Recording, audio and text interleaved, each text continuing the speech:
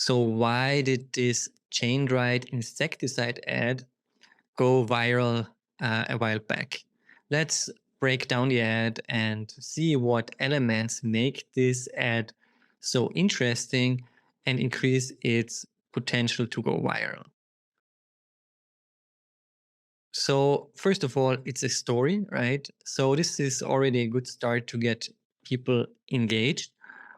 It starts with a rather humorous element, the man in this termite costume, and then he's munching away on the wood, and the homeowners who try to spray him, and they do actually with Chaindrite, but then he just stands up straight and is not seemingly not affected by this insecticide. And this is a very interesting part because, you know, it's the termite, right? And the termite is one of the characters. But now we're the termite is a bit framed as the hero, you see?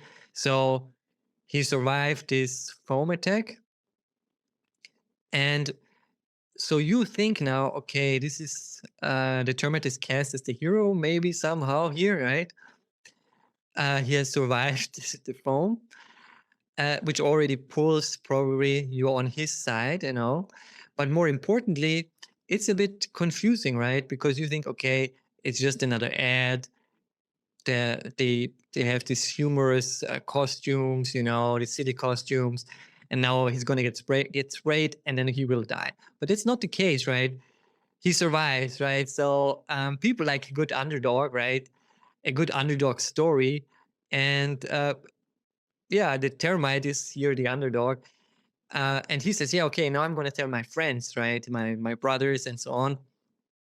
And you think, okay, now what's going to happen next? Is actually they're going to use a different insecticide maybe instead of Chaindrite? It's kind of this kind of comparative ads, something like that. And then he goes, and well, they have this kind of aggressive conversation a little bit. And then he's returning to the nest, and then he tells his brethren that yeah, he seems to be invincible, right? And they make contact with him, and they're very happy. And then he says he will not die, and then he dies. So this flips the genre expectations upside down, right? Because you thought like the termite has become kind of the hero here, right? Or at least like the main character. And usually in most examples of this kind of hero genre, which is a very common genre, right? Also, Campbell talks about the hero genre a lot. He dies, the termite just dies, and his brethren also die. And there's this funny scene where, he tries to warn them, but it's too late, and so on. And then it's all clean. Yeah, this genre breakdown, I think this is really what makes it very interesting and surprising and keeps attention.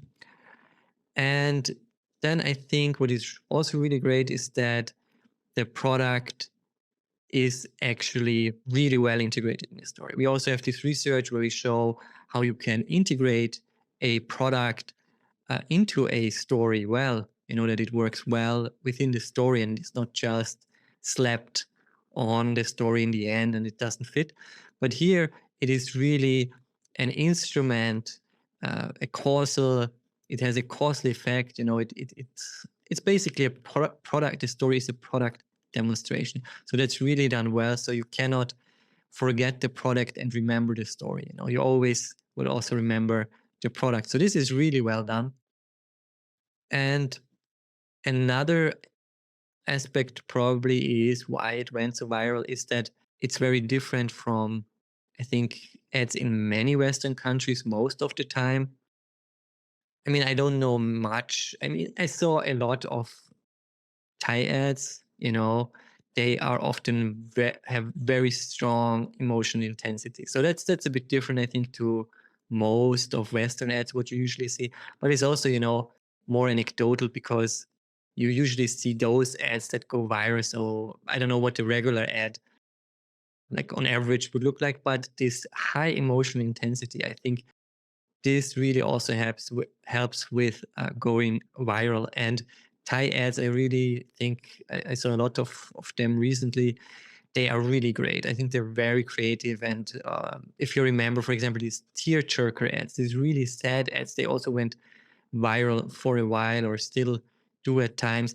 This is this great creativity. And yeah, so I think it's a very well done ad, and its viral moment was well deserved.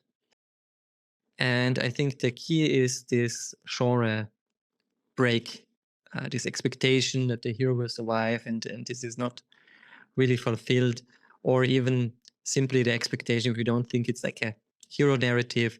It's okay, it's a commercial, and okay, what happens now? That's weird. The termite didn't die. What's going to happen next? In any case, it's suspense and it's curiosity that is created very well.